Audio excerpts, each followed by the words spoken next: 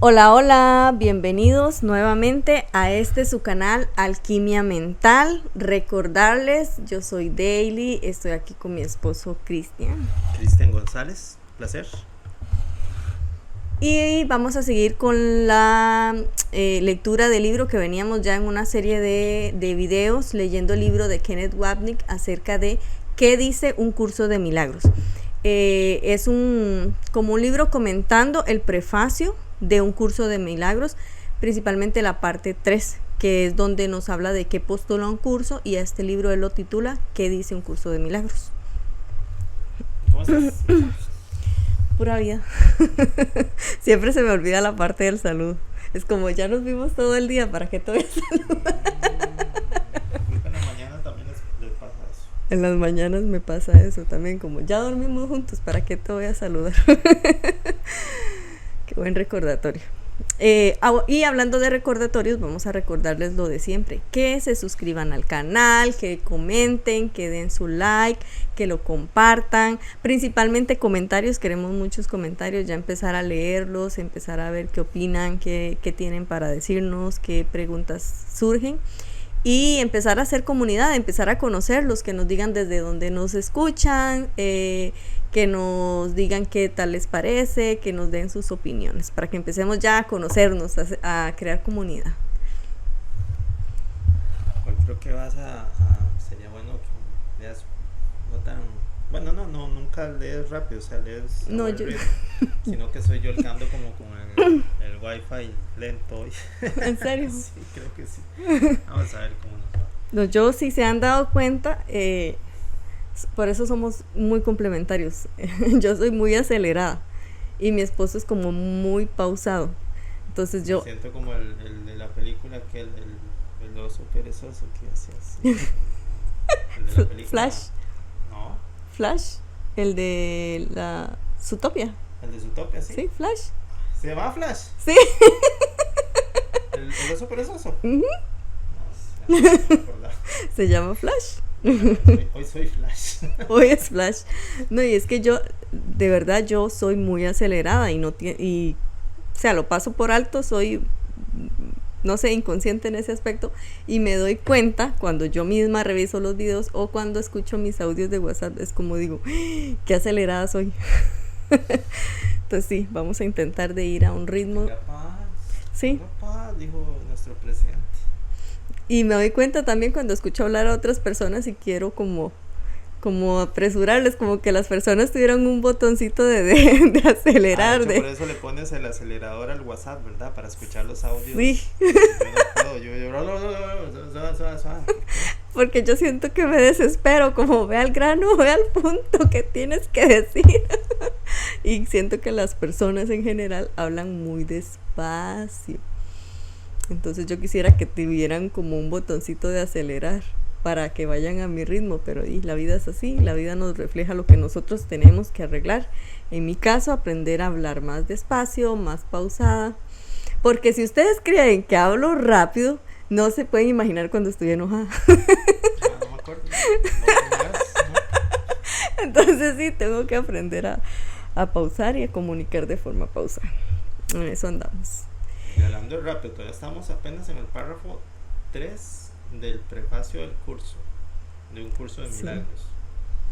Pero es que, no sé, yo siento que lo amerita porque vamos, este material que estamos leyendo de la mano de Kenneth Wapnick, autor, yo creo que el más prolífico en temas de un curso de milagros, además estuvo en el proceso de edición del curso. Él conoció a Helen Schucman, la canalizadora y escriba principal, y a Bill Tedford, los conoció tal vez como en la última etapa bueno, no del dictado, ya el dictado ya está prácticamente listo, pero sí en la etapa de edición, sí. Y él conoció a profundidad a la canalizadora, a Helen y a Bill, y entonces es como una de las personas más autorizadas, y además de que dedicó su vida después de que conoció el curso dedicó su vida a enseñar el material del curso. Entonces, como una de las fuentes más apropiadas para meterse en la introducción de un curso de milagros, para abordar el material introductorio de un curso de milagros, todo lo que es la parte de los principios del curso, el prefacio. Él lo explica, pues pienso que bastante bien, bastante detallado, además de que conoció todos los detalles de la historia de entrega y desarrollo en la canalización del curso. Entonces nos gusta mucho el material de él, y pues es el que estamos usando con este libro. Y próximamente, le estaba comentando ahora a mi esposa, quiero que empecemos ya una lista de reproducción separada de esta, que esta es solamente del comentario del prefacio. Ya vamos a iniciar una directamente comenzando el capítulo 1, comenzando por por la introducción del curso, la introducción del capítulo 1 y los 50 principios del milagro. Yo creo que ya podemos empezar a armar esa nueva lista de reproducción, a ver hasta dónde nos vamos. Y ya estamos preparándonos para el material de Urantia que se viene, que está muy muy bonito. O sea, el Urantia para mí es un libro excepcional. Lo que no sé, lo que estábamos por ver, es si empezamos ese material de Urantia por el principio tal cual está en Urantia, o por el inicio del ministerio de Jesús. Yo quería iniciarlo por el inicio del ministerio, del inicio del ministerio de Jesús, porque quiero irlo compaginando y comentando en relación a el Evangelio, a los respectivos pasajes del Evangelio que se refieran al texto de Urantia que vayamos leyendo en cada momento. Entonces, hacer como una especie de teología comparada, por así decirlo, espiritualidad comparada, para ir pues comentando, comparando y aprendiendo de ambas versiones y ambas visiones. Porque bueno, para el que no lo sepa y que nunca ha tocado el libro Urantia, pues la parte 4 del libro Urantia, el libro Urantia es un documento voluminoso de casi 2000 páginas, es extenso, y la parte 4 de Urantia se refiere a la vida y enseñanzas de Jesús, y sinceramente es fantástico ese material para quien quiera profundizar en los detalles de la vida de Jesús, que no va a encontrar en ninguna otra fuente, por lo menos no una fuente entregada a la humanidad bajo el instrumento de la revelación. Por ahí está la obra de JJ Benítez, Caballo Troya, pero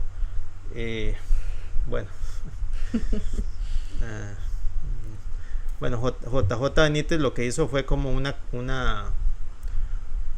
obra supuestamente de no ficción, supuestamente de un material privilegiado al que él tuvo acceso, pero en realidad, para quien haya leído Urantia, y por ahí me enteré también de que tiene relación con un material que se llama las cartas de Umia,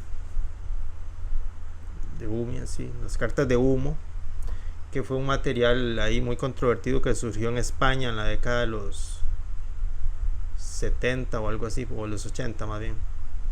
Entonces, en teoría, el material de JJ Benítez es una mezcla de Urantia y las cartas de los humos, que fue un supuesto grupo extraterrestre que contactó con una gente ahí en España, y bueno, se hizo todo ahí, después salió a la luz que no era cierto, y bueno, un desorden. Y JJ estaba en el medio de todo eso, cubriéndolo desde el punto de vista periodístico. Él es periodista, y poco después de eso salió el tema de el libro Caballo Troya, la primera versión. Entonces, bueno, incluso hay libros que algunas personas han publicado demostrando o tratando de mostrar que Caballo Troya de J. Benítez es una copia del libro Urantia, de la parte 4. Pero bueno, no nos vamos a meter más en eso. Opiniones controversiales. Sí, exactamente.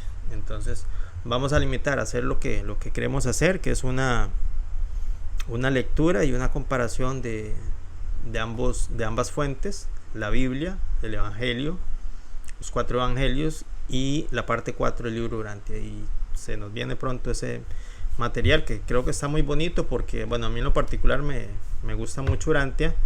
Encuentro una conexión psíquica y espiritual muy fuerte con ese material, y ahí lo vamos a ir a estar presentando para compartirlo con todos ustedes.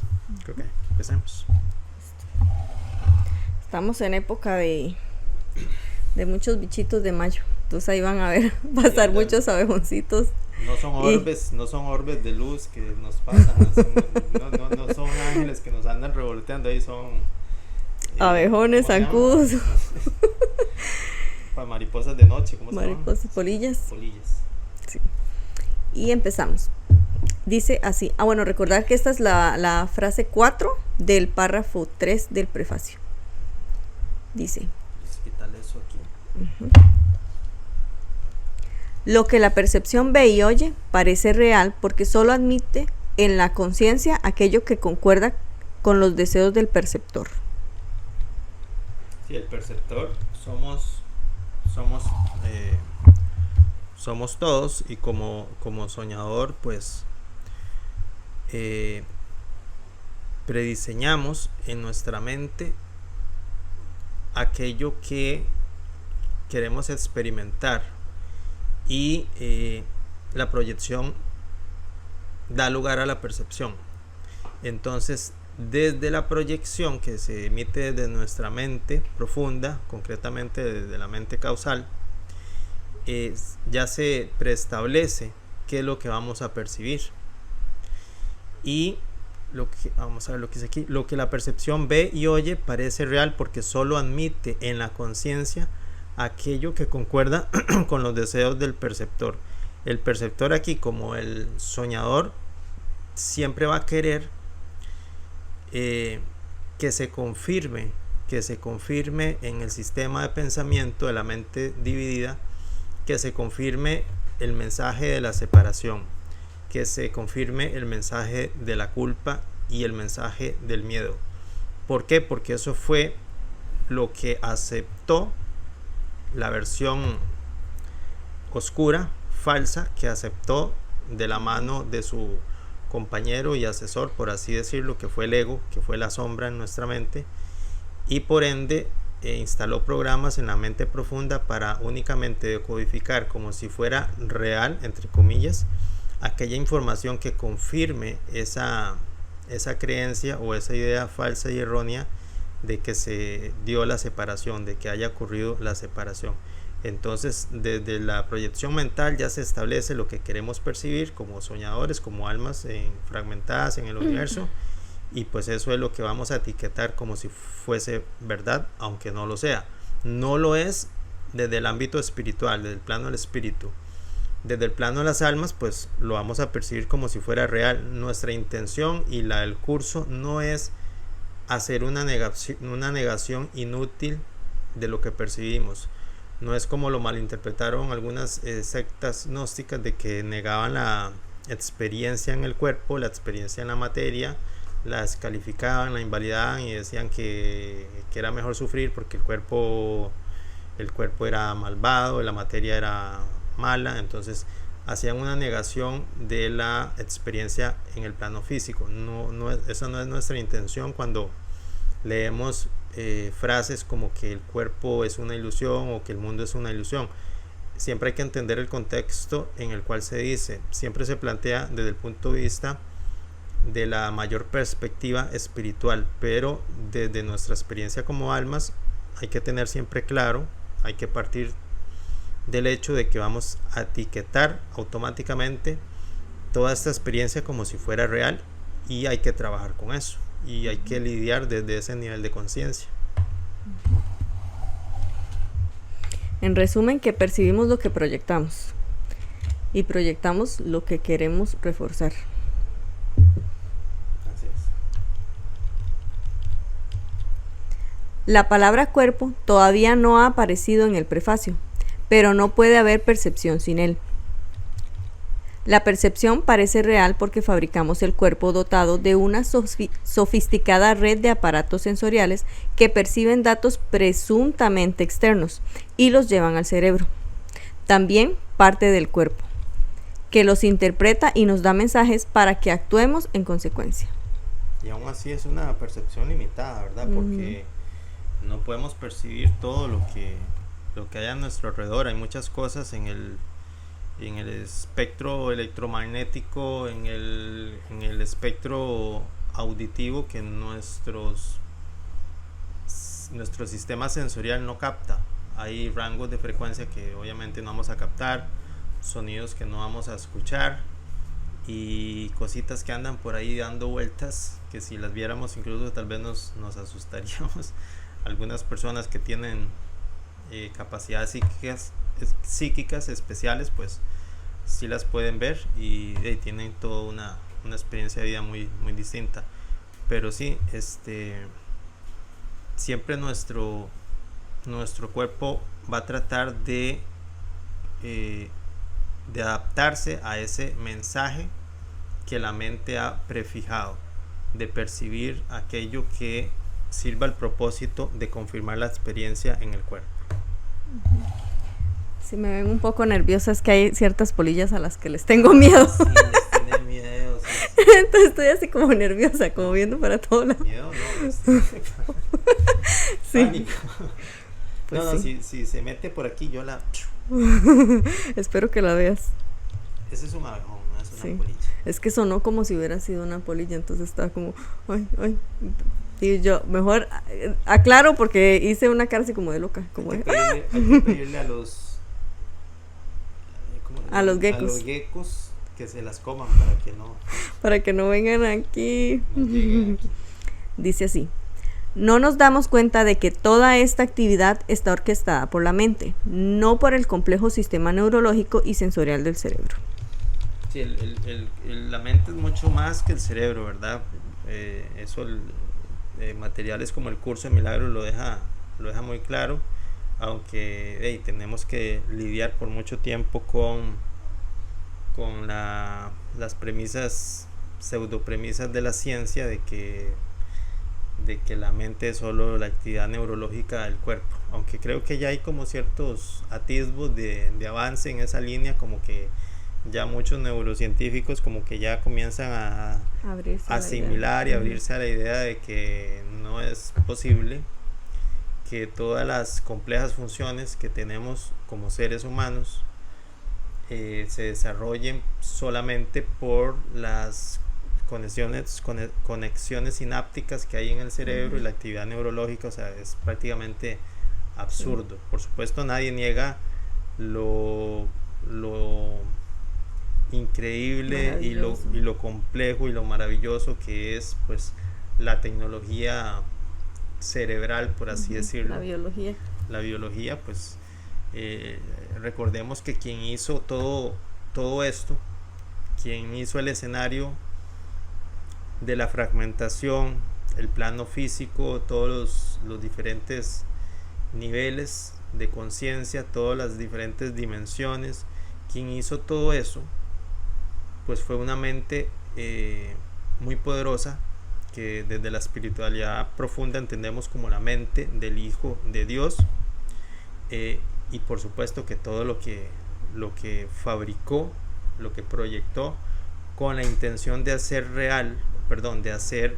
creíble la experiencia de la ensoñación, pues todo iba a tener una magnificencia y una complejidad pues que a nosotros como seres fragmentados de ese nivel de conciencia pues nos parecen maravillosos, nos parecen increíbles, nos parecen pero visto desde el plano del espíritu, pues todo esto es una ilusión que ya terminó. Todo esto es una ilusión que ya concluyó en un instante sin tiempo. Nuestra realidad es que estamos en la mente de Dios soñando con el exilio. Y soñar con el exilio implica que el Hijo de Dios sostiene ese sueño a cada instante, se aferra a él y no lo quiere soltar. y se trata de una ilusión que desde el punto de vista del espíritu ya terminó. O sea, pareciera extraño o difícil de entender desde el punto de vista metafísico, pero precisamente por eso se nos da esa información a través de la revelación, porque nuestra mentecita material no lo puede asimilar. A nosotros nos parece que todo lo que sucede en el espacio-tiempo pues tiene mucho tiempo de existir y todavía falta mucho tiempo de que siga existiendo, pero la espiritualidad profunda nos revela que todo esto ya terminó en un instante sin tiempo. Pero aquí estamos como los fragmentos de la mente del soñador, el Hijo de Dios, que está en la mente de Dios pero soñando con el exilio. A cada instante estamos repitiendo esa idea pequeña y alocada de que nos habíamos separado de Dios, cosa que no es así, pero nuestra mente lo alimenta a cada instante, durante muchos instantes y durante muchos ciclos de encarnaciones y durante muchos periodos. Ya se me olvidó la palabra en sánscrito que se usa en los textos védicos, mejor no la invento. O sea, periodos de el samsara que llaman sí, algo así, ¿verdad? El samsara. Pues hay otros nombres técnicos todavía más complicados. La rueda es la rueda del sí. La rueda de encarnación es así. Bueno, mejor sigamos para no se me asemeja como cuando tenemos un sueño que aunque hayamos despertado por la mañana, queremos como recordar ese sueño y buscarle significado y por qué soñamos eso, y a pesar de que el sueño fue doloroso y nos generó emociones intensas, como que nos cuesta soltarlo, como darnos cuenta, bueno, ya pasó, fue un sueño simplemente. Sí. No, es que se me olvidó la palabra en sánscrito, pero en español es el día cósmico y la noche cósmica. O sea, son una cantidad increíble de miles de años que conforman cada uno de esos lapsos, y que después de esos lapsos vuelve a empezar y vuelve, o sea, es como un ciclo absurdo, porque por lo mismo, porque el soñador, como esa alma, esa gran alma que dio origen a la ensoñación, no quiere soltarla y está dispuesto a repetir el ciclo cuantas veces sea necesario con tal de mantener la ensoñación activa en su mente. Porque, repito, desde el plano del espíritu, que es la mente de Dios, en la que todo es eterno, todo es infinito, todo es perfecto, todo es inmutable, desde ese plano, que es el plano de la realidad, de la verdad eterna, en ese plano, lo que pareció ser para nosotros miles de millones de años, ahí ya terminó. Son instantes sin tiempo. La pequeña y alocada idea de la que habla el curso. Bueno. La que no se quiere soltar. Sí. Seguimos. El cuerpo funciona únicamente con el propósito de probar que la separación es real. Ve, oye, saborea, siente, huele e intuye las cosas. Ya sea que estés hablando de los 5 sentidos o de un sexto sentido, todo se reduce a la separación, demostrando que el cuerpo y el mundo son reales. Demostrándolo para él, para su sistema de pensamiento que alimenta la separación. No así para el Espíritu Santo, que también está hablando a nuestra mente, porque es parte de nuestra mente, y nos está recordando que la separación nunca ocurrió. Lo que pasa es que el proceso de escuchar y reconocer la voz del Espíritu Santo había sido negado en nuestra mente, y necesitamos reconectar y reconocer nuevamente que esa voz está ahí y que nos está hablando a cada instante. Yo lo había puesto. Bueno, sí. Estás viendo. Ya se me fue el wifi otra vez. Se le fue el wifi. Es que creo que te distrae. Dice: no somos conscientes de que la percepción refleja un deseo secreto. No solo el mundo es la imagen externa de una condición interna, sino que la percepción es la imagen exterior del deseo de la mente de hacer realidad la separación, pero al mismo tiempo proyectar toda la responsabilidad. Sí, Sí, sí, no nos conformamos con proyectar el escenario de la separación, el escenario de los cuerpos, sino que queremos quitarnos esa responsabilidad. ¿Y por qué queremos quitarnos esa responsabilidad? Porque hay una gestión emocional de fondo que es dolorosa y que es incómoda, y que a nivel profundo de la mente no se quiere atender, no se quiere gestionar. De ahí la razón de ser del todo el contenido mental inconsciente y profundo que está en la mente sombría, porque precisamente el ego nos ha programado para no atender a ese contenido mental profundo y sombrío que está no solo en el inconsciente, sino más allá del inconsciente. El ego no quiere que lo revisemos, que hagamos introspección mental de todo ese contenido mental, sino que nos invita siempre, nos aconseja siempre a proyectar, a tratar de sacar fuera de nuestro sistema psíquico todo ese contenido emocional, todas esas ideas, todas esas creencias, todos esos sentimientos que de otra forma nos harían como almas si no existiera esa contradicción en nuestra mente, estaríamos buscando en nuestra mente el origen de ese problema, el origen de esa afectación, y el ego no quiere eso. El ego quiere mantener que todo esté afuera y proyectar esa responsabilidad en otras personas. Es decir, otra persona me está causando este problema, otra persona me causó esta herida, aquella persona me atacó, aquella otra me volvió a ver feo, aquella otra habló mal de mí, o también circunstancias. Aquella circunstancia pues marcó mi vida, aquella circunstancia pues cambió el rumbo de mi destino, etcétera, etcétera. Siempre tratar de buscar la responsabilidad por todo ese dolor, por toda esa culpa, tratar de buscarla afuera. Dice: en el mundo perceptual, los cuerpos existen únicamente para probar que nos separamos de Dios, que la diferenciación es un hecho y el juicio y el ataque están justificados. Mira cómo sufrimos a manos de los demás. Regálame un segundito aquí. ¿Pero por qué le bajó? Para que nos suenen las notificaciones del WhatsApp. Dice: Freud sostenía que los sueños son el cumplimiento de los deseos. Es que creí que es eso, ese volumen era del micrófono. No. Okay. Freud sostenía que los sueños son el cumplimiento de los deseos. Y esto es exactamente lo que Jesús dice aquí, aunque a una escala mucho mayor. Freud sostenía que ¿qué, perdón? Que los sueños son el cumplimiento de los deseos. Y esto es exactamente lo que Jesús dice aquí, aunque a una escala mayor. Sí, a una escala metafísica.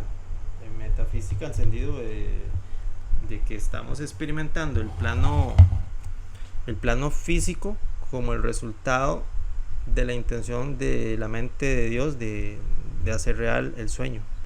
Y Freud decía algo similar con respecto al sueño fisiológico, que el sueño fisiológico era el resultado de deseos escondidos o no reconocidos, tal vez porque Freud se refería al subconsciente y al inconsciente, pero lo que más o menos decía él en sus teorías era que los sueños siempre, el fisiológico, siempre va a reflejar esos deseos ocultos en la psique.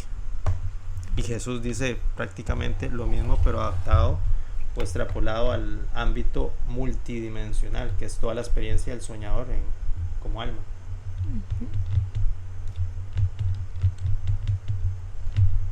Todo es un deseo cumplido, no solo los sueños cuando dormimos. Ese deseo inconsciente es el deseo de estar separado, pero sin hacerse responsable por ello.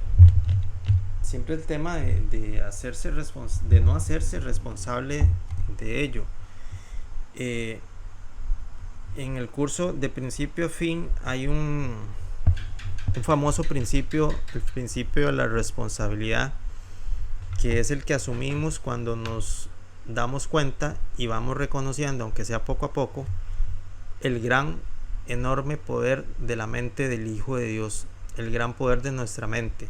Y es un poder que muchas veces no estamos dispuestos a reconocer, no estamos dispuestos a aceptar, porque implicaría hacernos responsable de todo aquello que nos ha pasado y nos pasa y nos sigue pasando.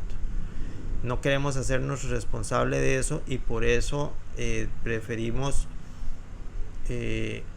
autoengañarnos acerca del poder de la mente, y queremos minimizar ese poder de la mente y atribuirle la responsabilidad de toda esa gestión de vida, de toda esa gestión álmica.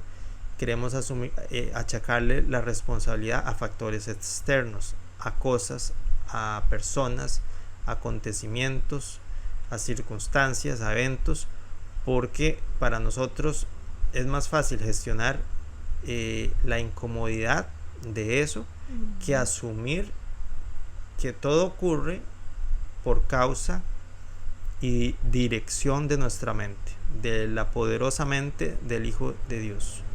Queremos echarle la culpa incluso a Dios y a nuestros hermanos de todo cuanto nos incomoda o no nos gusta o nos causa dolor.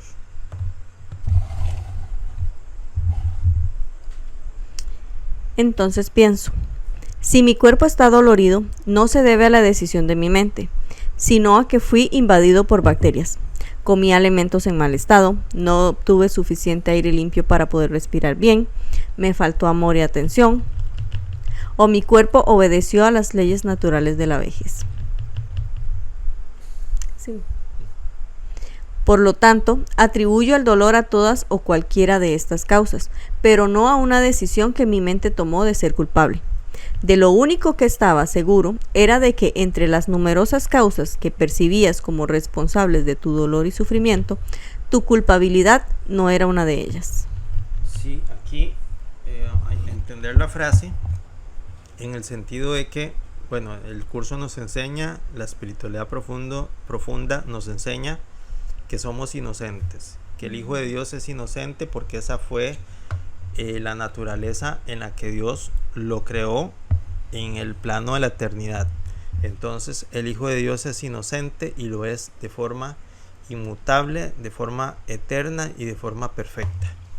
Pero aquí el párrafo que acaba de leer Daily se refiere a esa culpabilidad que está en nuestra mente como una creencia, como una idea y como un sentimiento. ¿Es falso? Sí, es falso desde el punto de vista espiritual y desde el punto de vista de la realidad. Pero en nuestra mente dividida y nuestra mente sombría, nuestra mente errada, fue una idea que aceptamos como si fuera real, como si fuera verdadera, que le dimos etiqueta de realidad y que la conservamos y la reafirmamos a cada instante. Creemos en la culpabilidad a nivel profundo, pero a nivel superficial de nuestra mentecita consciente, materialista, tratamos de negar esa culpabilidad y decir que somos inocentes, pero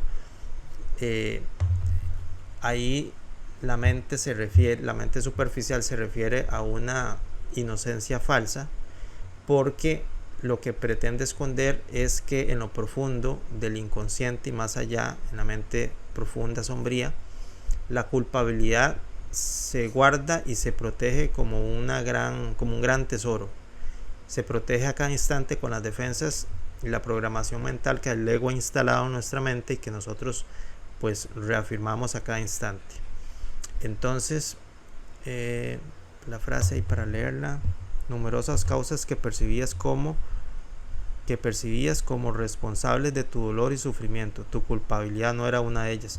Sí, para tratar de esconder que esa idea errónea y falsa de la culpabilidad está en nuestra mente, nosotros tratamos de achacarle la responsabilidad o la causa del sufrimiento a cualquier cosa y a cualquier persona, con tal de no buscar en el interior de nuestra mente y descubrir que el tema de la culpabilidad está ahí escondido y protegido por las defensas del ego en nuestra mente y por nuestra voluntad, por nuestro libre albedrío y por nuestra actividad como tomadores de decisiones. Entonces, con tal de no reconocer que protejo la culpa, la proyecto sobre alguien más atacándolo, entre otras cosas. Más aún, afirmamos que la vida física comienza con un feto completamente inocente e indefenso, que continuará como un bebé, también inocente e indefenso, y estará a merced de fuerzas que escapan a su control. ¿Qué mejor manera de cumplir el deseo secreto del ego, conforme a los deseos del perceptor? Sí, la historia de vida biológica del ser humano sirve 100% a los propósitos del ego, que es no asumir la responsabilidad, porque venimos a este mundo como criaturas indefensas. Como tablas rasas. Sí, y entonces necesitamos que alguien nos proteja, que alguien nos defienda, que alguien nos dé todo. Entonces no podemos asumir la responsabilidad de esa etapa de la vida. Eso es así, pues, obviamente es así en lo que conocemos como nuestra historia de vida como raza, como colectividad, como humanidad, pero visto desde planos elevados que se nos revela a través de la espiritualidad profunda, pues todo es parte de un plan bien diseñado de parte del ego para confirmar la idea de la separación y para confirmar la idea, para reafirmar a cada instante la idea de la culpabilidad y de la responsabilidad. Pues la vida del bebé proclama: yo existo, pero no es obra mía. No fue mi decisión nacer, tener hambre, que me rozara el pañal, tener fiebre o ser rechazado. No puedo cuidar de mí mismo. Esta afirmación delata claramente al ego cuando vamos más allá del símbolo, hacia su fuente, y más allá de la forma, hacia el contenido. Tanto si tenemos un día o si ya hemos cumplido 40, 50 o 90 años, esto no cambia. Todos seguimos siendo bebés. Poseemos una boca que todo lo consume y dice: dame de comer, y si no lo haces, te lo haré saber a ti y al mundo. Sí, eso es una frase que exterioriza el pensamiento subconsciente de que siempre vamos a... Es un ajón, ¿verdad? Sí. Siempre vamos a quejarnos, siempre vamos a exteriorizar nuestro descontento con nuestra situación de vida, y siempre vamos a hacerle saber a todo el mundo que no estamos contentos, que no somos felices, y que alguien más debe tener la culpa o alguien más debe tener la responsabilidad.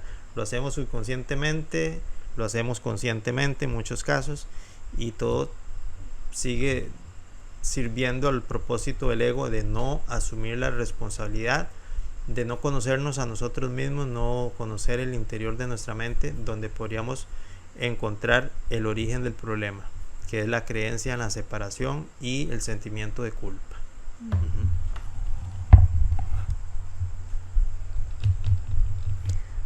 Todos lo entendemos porque formamos parte del mismo cuerpo, que representa el mismo deseo secreto del ego. Tal conciencia ayuda a unir los elementos aparentemente dispares de nuestra experiencia, porque nuestras vidas siguen el mismo camino equivocado de mentalidad errónea. Toda vida aquí se ajusta al deseo secreto y lo cumple de maravilla desde el punto de vista del ego. Los cuerpos no pueden existir sin algo externo que los mantenga en marcha, lo cual vuelve a poner al descubierto la estrategia del ego. Si esto es un sueño, ¿por qué hicimos un cuerpo que no es autosuficiente y necesita cosas de afuera? La respuesta es simple. Ese es el origen del pensamiento que dice: necesito el amor de Dios y por lo tanto debo alimentarme de él. Tengo que robar su poder porque yo no tengo nada. Eso viene entre comillas. Puesto que la mente y el cuerpo son de una pieza, el cuerpo es meramente una sombra del pensamiento original. Un pensamiento ilusorio que condujo a un mundo ilusorio, pero nunca abandonó su fuente. Nunca abandonó su fuente en la mente dividida y mente sombría. que es donde reina el subproceso mental de nuestra mente que llamamos ego, que llamamos sombra, que es la idea errónea y sostenida de que nos separamos de la fuente y de que esa separación fue real y que motivó la culpabilidad en la mente del Hijo de Dios. Y sostener esa idea y sostener ese sentimiento de culpa es lo que da continuidad a esa actividad mental sombría.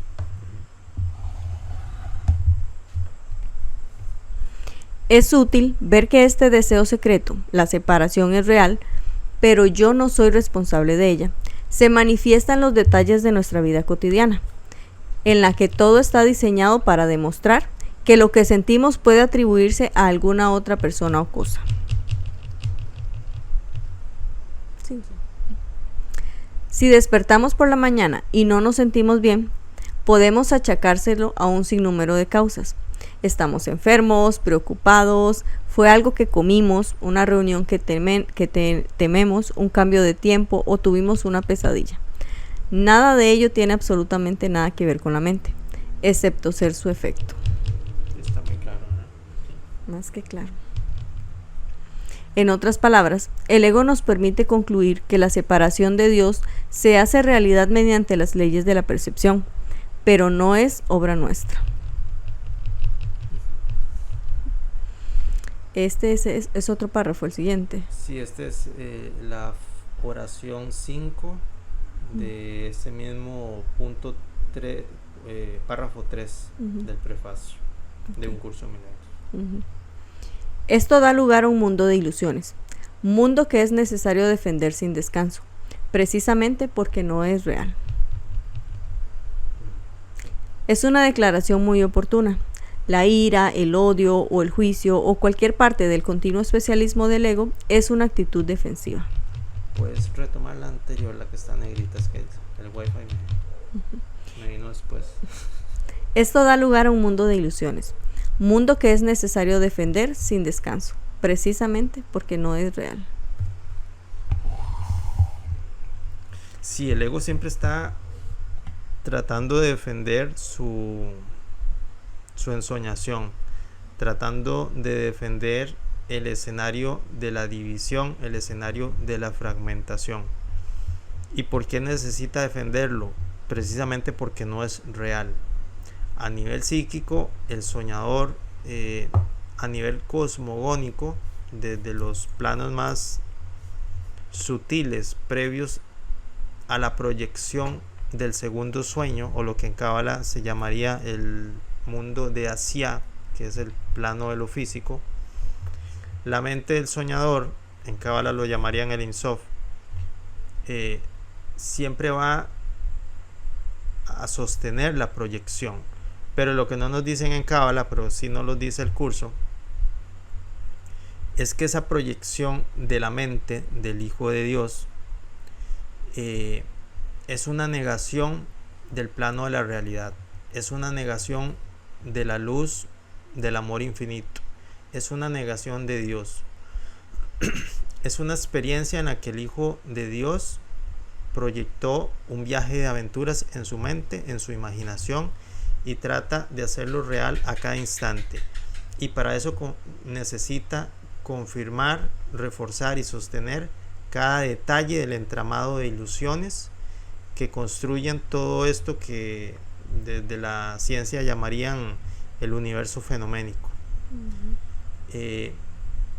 Y a cada instante necesita defenderlo, necesita reforzarlo, porque en el instante en que las mentes dejemos de reforzar esas ideas, esas creencias, pues el sueño se cae, tendería a colapsar, y el ego no quiere eso, la sombra en la mente no quiere eso, porque eso implicaría el fin de ese subproceso mental erróneo.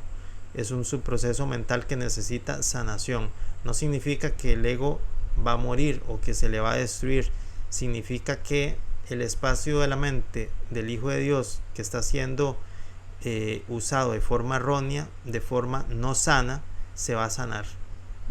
Eso es lo que significa el despertar verdadero, el despertar ontológico, no lo que algunas personas llaman despertar, que de pronto, ¿qué te digo? Y se dieron cuenta que, no sé, que el gobierno les miente o que la CIA hizo tal cosa, entonces ya desperté, ya estamos despiertos, o se dieron cuenta que, no sé, de alguna información en astrología o en pensamiento mágico, entonces ya estamos despiertos, ya estamos, no. Pero no vamos a meter en polémica en este momento, ¿verdad? No es el objetivo. Bueno, entonces el ego siempre está tratando de defender y reafirmar aquello que no es real, precisamente porque no es real. Si fuera verdad, no necesitaría defensa, que es lo que sucede precisamente con el plano del espíritu y con aquellos pensamientos que en nuestra mente reflejan el plano del espíritu, reflejan el plano de la realidad, reflejan el plano de la verdad, como el pensamiento del perdón y el pensamiento milagroso. Ese tipo de pensamientos no necesitan defensa. Y ya vamos a hablar largo y tendido de todos estos temas a lo largo que vayamos avanzando en los puntos del curso. Pero la idea es esa: la realidad no necesita defensa y lo que no es real sí lo necesita. Es por eso que tenemos una mente tan ruidosa ahora. Sí. Que siempre está trayéndonos pensamientos de que puede pasar esto, puede pasar lo otro, mira lo que pasó, recuerda, principalmente de lo negativo. Ojalá fuera diferente, que nos estuviera recordando todas las cosas bonitas o anticipando cosas buenas, pero basta ponerle atención unos minutos para darnos cuenta que la mente siempre está en catástrofe, trayéndonos pensamientos de crisis, trayéndonos pensamientos de que algo malo va a pasar, y de recordar todo lo que nos dijeron que nos dolió, estar recordando lo doloroso. Y es que es como un bucle, ¿verdad? Porque todo ese ruido mental, todo ese... Es como, mira aquí, solo aquí, no veas hacia adentro, ve aquí, mira, problemas. Ese discurso mental siempre en la práctica lo vemos, o sea, lo podríamos entender como lluvia de ideas y lluvia de pensamientos que van y vienen, tratando de traernos imágenes acerca de cualquier cosa que refleje la separación, ataques, resentimientos, problemas, escasez, necesidad, enfermedad, contiendas, cualquier cosa, cualquier imagen que sirva a ese propósito va a ir y venir. A nivel metafísico, lo que nos dice la espiritualidad profunda es que todo es como un toroide que se mueve. Si no saben qué es un toroide, tal vez ahí lo buscan en internet. Es una figura más o menos en 3D, aunque a nivel metafísico no es ni siquiera en 3D, sino que es multidimensional. Pero para que lo entiendan de forma muy sencilla, véanlo en 3D, que es la figura del toroide, que lo que hace es tratar de moverse en forma circular y concéntrica para tratar de llenar un vacío que no se llena, porque precisamente la característica del toroide es que es hueco, tiene un centro que no se llena y alrededor del cual gira como un remolino. Es un remolino en 3D prácticamente. Y a nivel espiritual, o más bien multidimensional, lo que hace ese toroide es mover el universo, mover la ensoñación del Hijo de Dios alrededor de un centro, alrededor de un vacío que no se llena con nada, porque lo que está haciendo falta en ese vacío es precisamente el amor de Dios, que había sido negado en el instante ontológico en que el tomador de decisiones decidió escuchar al ego y decidió negar a la voz que habla por Dios, que era el Espíritu Santo. Entonces se dio como una especie de movimiento de energía en forma de gradiente que generó un vacío, que generó ese movimiento remolinado toroidal. Esto visto desde el punto de vista multidimensional, pero a nivel de nuestra mente, nuestra mentecita egoica, material, pues es esa lluvia de ese torbellino de ideas y pensamientos raros, absurdos, a veces agradables, a veces no tan agradables, a veces completamente ruidosos y maquiavélicos, que tratan de sosteniendo al personaje, sosteniendo todo lo que creemos que es nuestro personaje egoico.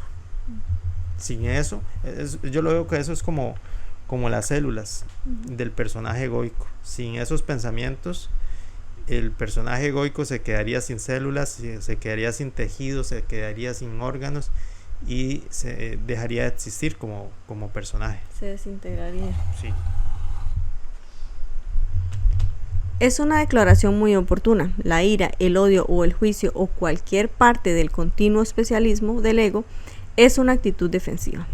Esta parte yo creo que ya la habíamos leído. Cuando experimentas el amor de Dios, no hay necesidad de defender nada, porque sabes que no estás separado de Él. Cuando sientes la presencia de Jesús, el símbolo del amor de Dios dentro del sueño, sabes que no estás separado de Él. Esto significa que no hay pecado, culpabilidad, miedo al castigo ni proyección. Por lo tanto, no hay necesidad de ponerse a la defensiva. Defendemos solo las ilusiones.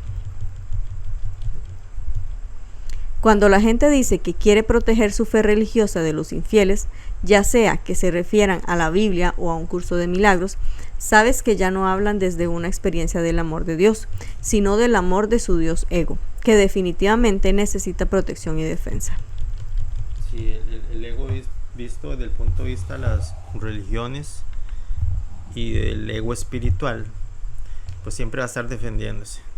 Tú ves a una persona que habla de una religión o de alguna práctica espiritual y a veces, aunque parezca muy abierto, muy empático, muy permisivo con otras opciones de espiritualidad o religión, pues a veces siempre se le sale ese como esa intención de defensa de yo tengo que salvarte a ti de la ignorancia porque yo tengo la razón y tú no. Y entonces a veces como que por un instante se les escapa esa intención de querer tener la razón, porque el ego hace eso. El ego siempre quiere tener la razón. El ego siempre habla primero y siempre quiere tener la razón a toda costa. De hecho, prefiere que seamos infelices, pero tener la razón. La razón entre comillas, porque nunca se trata de razón como sinónimo de verdad, sino sería más bien la razón como sinónimo de obstinación, de querer ganarle psíquicamente a la otra persona, incluso de querer anularla psíquicamente. Por eso el curso y a veces don Kenneth Wapnick siempre nos habla de matar a otras personas en el sentido psicológico, en el sentido psíquico. A veces en nuestra mente hacemos un holocausto, un genocidio de no hay que decir esas palabras en YouTube, se me olvidó. No. A ver, que hacer un pip ahí en la edición. No creo que al principio nos moleste mucho YouTube. Sí. Me recuerda una experiencia justamente que tuve ayer con mi hija cuando la fui a dejar a su bus para ir al colegio, que salimos como 2 o 3 minutos después de la hora de que siempre salimos a las 6 de la mañana y salimos como a las 6:03, 6:04, algo así. Y entonces yo le decía, nos dejó el bus, viste, por no apurarte, nos dejó el bus, y se lo estuve diciendo un buen rato porque no había más nadie, no había más niños y normalmente siempre hay un montón. Y entonces ella se me queda viendo y me dice, tú prefieres sufrir pero tener razón, ¿verdad? ¿Ya te digo eso? Sí, tú prefieres el sufrimiento pero tener razón. De que sí, porque yo le decía, no, estamos saliendo tarde, y por lo general siempre salimos con 20 minutos de anticipación, siempre toca esperar 20 minutos en la parada, más aún así yo soy muy estricta de que estemos esos 20 minutos antes. Y entonces ella me decía, no entiendo cómo con 20 minutos de gracia tú piensas que ya nos dejó el bus. Entonces me dijo eso, tú prefieres sufrir pero tener la razón. O sea, te dio una clase magistral de un curso de milagros así en 2 segundos. Sí. Qué bueno eso, no lo sé. Sí. Bueno, seguimos. Un curso de milagros no necesita que la gente lo defienda, ni que enseñe y proclame su verdad. Tú eres la verdad, por lo tanto, tu misma presencia es el maestro. Siempre que buscas defender algo, defenderte a ti mismo del ataque de otro, o un ideal en el que crees, como el curso, estás defendiendo ilusiones. En presencia de la verdad y del amor, no hay nada que proteger, porque nada está en peligro. Sí, es la serena calma del espíritu. El espíritu nunca tiene prisa ni tiene afán de nada, ni tiene preocupación porque algo deje de ser, porque algo cambie, porque algo sea destruido, porque algo se pierda. El espíritu o el plano del espíritu es inmutable, es eterno y es perfecto, porque así fue como Dios lo creó. Vemos ahí el contraste con las ideas tradicionales acerca de la religión o de la espiritualidad, en la que siempre se le atribuye a Dios la creación de cosas que cambian, de cosas que tienen principio y final, de cosas que son destruidas, de grandes tragedias, y a las cuales la gente a veces concluye la frasecita: es que la voluntad de Dios, Dios sabe por qué lo hace, etcétera, etcétera. Y no nos damos cuenta, bueno, la espiritualidad profunda nos viene a revelar que todos esos eventos no tienen nada que ver con la voluntad de Dios, ni tienen nada que ver con las decisiones de Dios. Todo esto es un escenario holográfico, multidimensional, fractal de los pensamientos del Hijo de Dios acerca de tener la ensoñación, que básicamente es un viaje de aventuras de alejamiento de la luz, de alejamiento de Dios, y en la que todos los personajes que lo configuramos, pues le damos forma y le damos actividad, pues a toda esa planificación de la ensoñación, y a niveles que no entendemos, en las que nosotros tenemos la experiencia de conciencia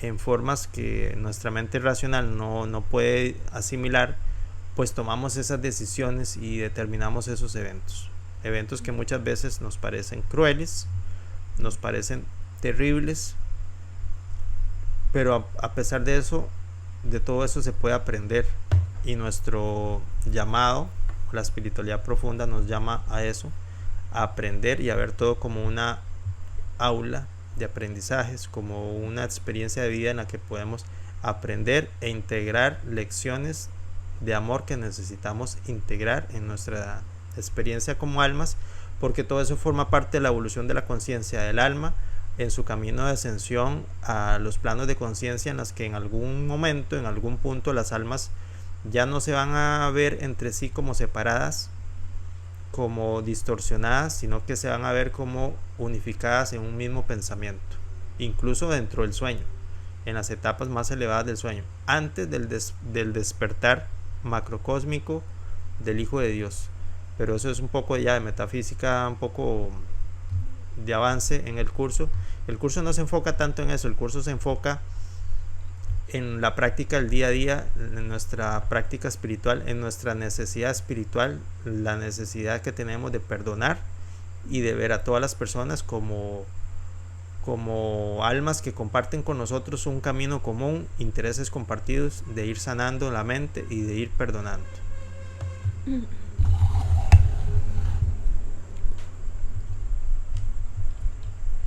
El sistema de pensamiento del ego comenzó con la mentira de que algo terrible le sucedió a Dios. No solo se perdió una nota del canto celestial cuando sucedió lo imposible, sino que toda la sinfonía fue destruida. Es la mentira del ego. Dios fue aniquilado, su Hijo crucificado, y el amor quedó borrado del cielo. Al menos eso es lo que el ego nos dijo. Sucedió algo que requirió una reacción ingeniosa que dio lugar a las defensas. Una línea importante del texto dice: las defensas dan lugar a lo que quieren defender. El propósito de una defensa es protegernos del miedo, que atestigua que se nos va a hacer algo porque nosotros hicimos algo primero, es decir, pecamos.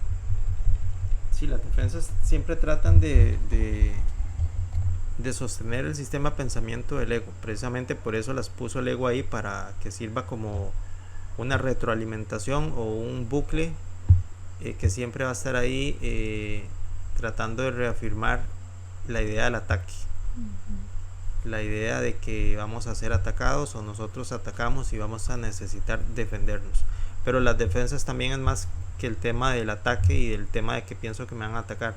Las defensas es todas las ideas limitantes que están en nuestra mente, todas las creencias que configuran mi personaje egoico, todas las defensas que me dicen que no debo buscar a Dios en el interior de nuestra mente porque puedo encontrarme con algo que me va a generar mucha ansiedad, mucha tensión, mucho miedo.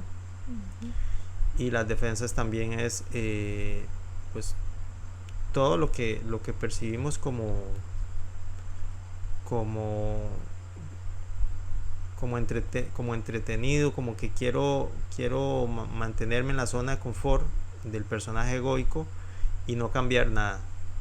Por lo menos no cambiar nada que contradiga las características de ese personaje egoico, hasta el punto en que llega la noche oscura del alma y nos vuelve todo patas arriba, nos vuelve todo al revés, y entonces ahí sí queremos buscar salir de esa zona ya no de confort, sino esa zona de miedo, de oscuridad, la noche oscura del alma, como lo llamaba San Juan de la Cruz, y queremos respuestas y queremos soluciones, y entonces gritamos y nos desesperamos y pedimos ayuda de todo tipo porque no sabemos cómo solucionar el enredo en el que nosotros mismos como alma nos metimos. Salir de un foso de arenas movedizas en la que no podemos salir por nuestros propios medios, sino que tenemos que extender la mano para que alguien más nos saque. Y ese alguien más, pues siempre la única ayuda efectiva, la única que es verdadera, que refleja el plano del espíritu, pues es el ser interior, que es el Espíritu Santo que está en nuestra mente. Por eso es que el ego no quiere que vayamos a nuestra mente, porque no quiere que contactemos con ese nivel de nuestra mente que sí está conectado con Dios, que es un puente a Dios.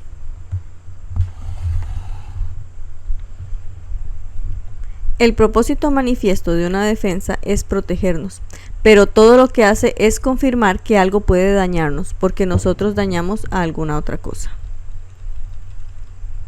Así, las defensas refuerzan el pensamiento mismo del pecado, que es la causa del miedo.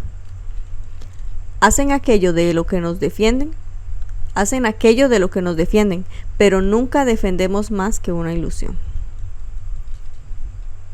La verdad no necesita defensa, y tampoco la necesita Dios o Jesús o su curso. Nosotros no necesitamos defensa. Este es el mensaje de la maravillosa lección. En mi indefensión radica mi seguridad. Hablando de la lección 153. Sí, eso es un punto, es un estado mental en el que el alma comienza a reconocer su invulnerabilidad, comienza a reconocer su inocencia, su impecabilidad.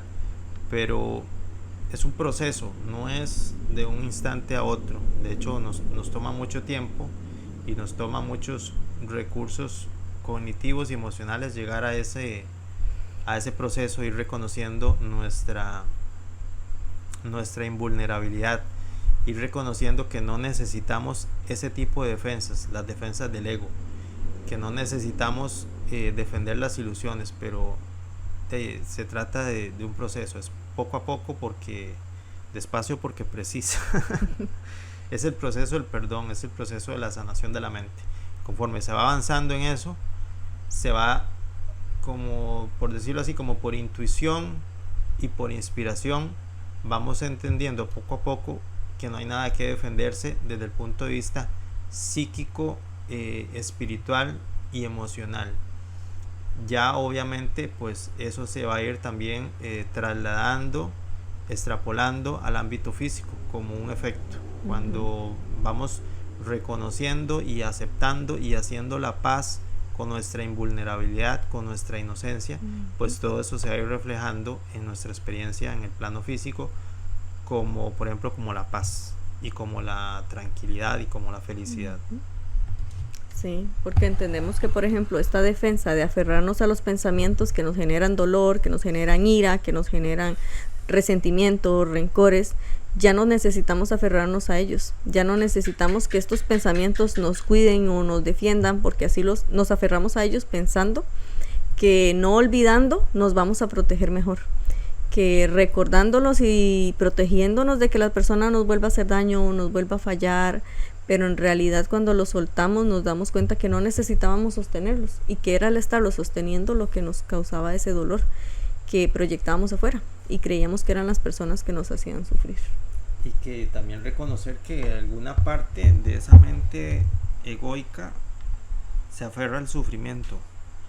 En los neurocientíficos a veces lo tratan como de circunscribir al tema de la adicción fisiológica al cortisol y a las que otras sustancias que parecidas al cortisol, no sé, que generan, pues que según desde la perspectiva científica generan el sufrimiento o el estrés o el dolor, pero en realidad eso esa actividad endocrina en el cuerpo y la actividad neurológica es apenas la etapa final, la interfase más tardía de la proyección de la mente. La decisión, incluso si se quiere, la adicción al dolor y al sufrimiento es mucho más profunda. Está escondida más allá del inconsciente. Obviamente hay que pasar primero por el inconsciente. Está escondida en la profundidad de nuestra mente sombría, nuestra mente dividida, errónea, como la denomina el curso. Y pues de eso se trata el proceso de sanación, de ir quitando todos esos obstáculos que nos impiden ver el amor y reconocerlo. Y ya el tema del cortisol y la adrenalina y todas las sustancias endocrinas que participan en esa experiencia fisiológica, pues esos van a ser efectos, nada más, no más que efectos. La causa está siempre en la mente. Siempre la causa va a estar en la mente profunda. Si tomo una postura defensiva, el estado perpetuo del ego, refuerzo el hecho de mi vulnerabilidad. Entonces, ¿cómo puedo estar seguro? Quizás pueda protegerme del enemigo que está aquí, pero ¿y del que se encuentra allí? ¿O del que aparecerá mañana? Si no deshacemos la culpabilidad, no deshacemos el origen del miedo. La culpabilidad surge de la suposición de que ha ocurrido algo pecaminoso. El amor de Dios fue destruido y lo hicimos nosotros. Para demostrar que esto es real, lo único que tenemos que hacer es dar realidad a la separación de alguna forma. Es decir, vernos a nosotros mismos separados de los demás. Dame un segundito, que creo que Sarita nos quiere decir algo. ¿No? Okay. No nos quiere decir nada. Entonces me están distrayendo, Sarita. Es que ya está aburrido. Ahorita nos desocupamos. Pobrecita, mi bebé pequeñita. Es que me... ¿Te distrajo? Sí. Dice, la culpabilidad surge de la suposición de que ha ocurrido algo pecaminoso. El amor de Dios fue destruido y lo hicimos nosotros. Para demostrar que esto es real, lo único que tenemos que hacer es dar realidad a la separación de alguna forma. Es decir, vernos a nosotros mismos separados de los demás. Sí, y no solo separados en el aspecto físico, sino siempre las almas se autodeterminan como viendo los intereses separados. Esa es una de las características que el ego siempre quiere reforzar. Vernos como unos a otros como seres que tenemos intenciones, voluntades e intereses separados, cuando en el ámbito espiritual y a nivel profundo de la mente siempre van a haber necesidades comunes, intereses compartidos que tenemos todas las almas, que es precisamente avanzar en el proceso de sanación de la mente para ir poco a poco pues saliendo de este grado de ilusionismo y pasar por otra interfase que también está mencionado en el curso y lo mencionan todos los sistemas de espiritualidad, prácticamente todos los que hay, de una etapa en la que la humanidad va a poder experimentar niveles avanzados y hermosos de convivencia entre los seres humanos. Tal vez a nivel visual, perceptual, siempre vamos a seguir viéndonos como cuerpos separados, pero a nivel mental, a nivel psíquico y a nivel emocional se va a ir reconociendo poco a poco, gradualmente, esa identidad y esa comunión, esa existencia de un nivel en el que podemos vernos como seres de un mismo pensar, como almas que compartimos los mismos deseos y los mismos intereses. Pero eso poco a poco. Me viene a la mente como todo esto. Sí, me viene a la mente como todo esto del desarrollo personal, de la autosuficiencia, el yo puedo, independencia, que todo esto viene inspirado exactamente por eso, por el sistema de pensamiento del ego, de que nos lleva siempre a estar buscando la individualidad, la separación, a reforzar esto, la separación. Sí, de hecho ahora está muy de moda algunas como que quieren revivir esta corriente del estoicismo. Tal vez un día podemos hablar un poco de los puntos positivos y los puntos no tan positivos de esas corrientes, que yo pienso que en el fondo lo que tienen son buenas intenciones, pero sin darse cuenta a veces como que sirven al propósito del ego de reforzar eso que acabas de mencionar, ¿verdad? Siempre la idea del especialismo y la separación. Mientras se refuerce la separación, el ego siempre se siente que está ganando, se siente contento. No importa que el empaquetado de la información sea espiritual o sea de autoayuda o sea pensamiento positivo o lo que sea, pero si se refuerza el especialismo, el ego está tranquilo y está feliz. Por otro lado, todo lo que tenemos que hacer para corregir este error es ver los intereses de los demás como los nuestros. Entonces la separación desaparece, lo que significa que no hay culpabilidad, proyección o miedo. En consecuencia, no hay necesidad de defensas. Comenzamos a reconocer la invulnerabilidad y la inocencia. Esa frase que dice que las defensas desaparecen. Es ese proceso gradual de ir reconociendo y aceptando esa invulnerabilidad. No es solamente irlo como viendo a nivel racional, sino irlo integrando en nuestro sistema psíquico y emocional. ¿Cómo se hace? Pues ahí se requiere un poquito la intuición, la inspiración y la revelación que cada uno va adquiriendo y va integrando en su experiencia, pero de que es real, y todo aquel que avanza en el camino de la espiritualidad lo puede ir confirmando. Es real. Y muchas veces llega cuando ya llegamos al estado de decir, ya lo intenté a mi manera, tiene que haber otra manera. Y entonces es cuando el Espíritu Santo entonces es cuando el Espíritu Santo podemos escuchar la voz del Espíritu Santo cuando ya nos cansamos de intentarlo a nuestra manera, o como Eckhart Tolle dice, que como cuando sostenemos una piedra caliente y ya nos quema demasiado y entonces decidimos soltarlo. Dice así podemos decir que en el sueño el reflejo de la inocencia del cielo es la indefensión, la convicción de que no hay nada que tengamos que hacer para protegernos o proteger a alguien. Además, es esencial recordar que nada de esto se refiere a la forma o a la conducta, solo al contenido o al pensamiento. Con esto concluimos el comentario sobre el nivel 1. El resto del prefacio se presenta en el marco del nivel 2. Hay tal vez esa frase antes del cierre. Además es esencial recordar que nada de esto se refiere a la forma o a la conducta, solo al contenido o al pensamiento. El curso dice en repetidas ocasiones que, se da a entender que el curso no pretende instruir sobre la conducta, sobre la forma, sobre el nivel del comportamiento, como si lo hacen abundantemente pues los sistemas religiosos, los sistemas dogmáticos que pretenden condicionar y pretenden controlar el comportamiento humano. Un curso de milagros no se mete en eso, no se mete en ese embrollo, porque además no es significativo desde el punto de vista espiritual.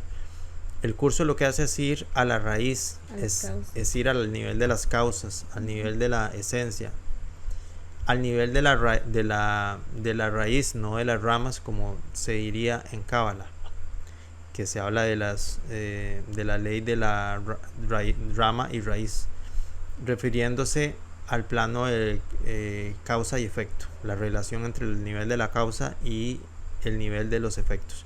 Y el nivel de los efectos pues sería en este ámbito el tema del comportamiento, el tema de la conducta.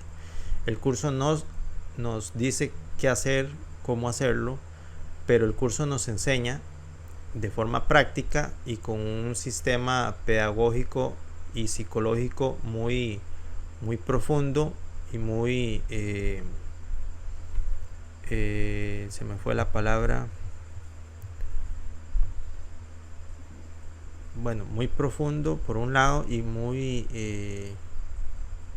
bueno, se me fue la palabra, así como una psicología muy fuera de lo común, es que se me fue la palabra para que quería decir, muy sofisticada. El curso usa una psicología muy sofisticada y muy profunda, que lo que nos enseña es ir a la raíz, ir al nivel de la causa, ir al nivel de la mente y sanar en ese nivel, que es en el único nivel donde es posible y es eficaz y efectiva la sanación. No a nivel de los efectos, donde lo que podemos hacer, que sí se puede hacer, es maquillaje, es pues un arreglo temporal o algo superficial, un ungüento temporal nada más, ¿no? Buscad el reino de Dios y su justicia y lo demás vendrá por añadidura. Así es. Esa frase lo expresa muy bien. Sí. Y aquí terminamos, ¿verdad? Sí, y sí. Dijo, al final decía que con esto concluimos el comentario sobre el nivel 1. El resto del prefacio se presenta en el marco del nivel 2. En el nivel 2 se refiere a ese aspecto práctico psicológico de diferenciar entre el sistema de pensamiento que escucha el ego, que es el equivocado, versus el sistema de pensamiento que escucha al Espíritu Santo, que es el que nos trae la sanación. Y eso vamos a estar hablando a partir de los siguientes párrafos. Y apenas a tiempo, porque ya se nos acabó la galita, pero ya están empezando a picar. Los sacus. Sí, ya sentí que empezaron a picar. Y bueno, recordarles lo de siempre, ¿verdad? Que se suscriban, que le den like, que nos dejen sus comentarios, que empecemos a crear comunidad, a conocernos y que activen la campanita para que les llegue la notificación de cuando subimos los próximos videos, para que no se pierdan ninguno de los videos de esta serie, porque la verdad es que está muy bonito este libro, es muy claro, muy explicativo, con paciencia, para que vayamos comprendiendo poquito a poco y luego nos introduzcamos ya al estudio del curso teniendo estas bases, para que se nos haga un poquito más llevadero, más fácil. No creo, porque el curso no es fácil, lleva su tiempo, pero sí entendiendo ciertos aspectos que Don Kenneth nos habla aquí, que nos van aclarando, pues como que se nos va a facilitar un poco entrar ya al estudio directamente del curso.